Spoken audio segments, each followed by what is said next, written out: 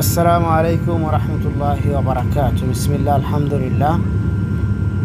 আলহামদুলিল্লাহ, আজকে এই প্রথমবারের মতো রাজশাহীতে ভ্রমণ করলাম।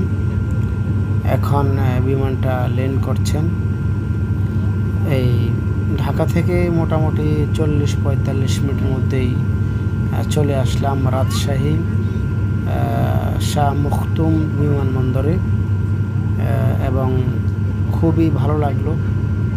তো আজকে ইনশাআল্লাহ যাব আমরা রাজশাহী নওদাপাড়া মার্কাজুল ইসলামিয়া সালাফিয়া মাদ্রাসা, এবং দেখা হবে আমাদের বিশিষ্ট ইসলামিক দায়ী, গবেষক, লেখক, সমাজ সংস্কারক প্রফেসর ডক্টর আসাদুল্লাহ আল গালিব হাফেজাহুল্লাহ।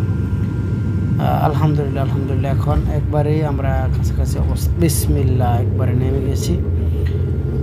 তো যা বলছিলাম যে আলহামদুলিল্লাহ এই প্রথমবারের মতন বিমানবন্দরে আসলাম রাজশাহীতে, এবং সফরটা অত্যন্ত সুন্দর হলো। আশা করি সকল শায়েখ মাশায়েখদের সঙ্গে দেখা হবে, এবং বর্তমানে বাংলাদেশের মধ্যে যেটাকে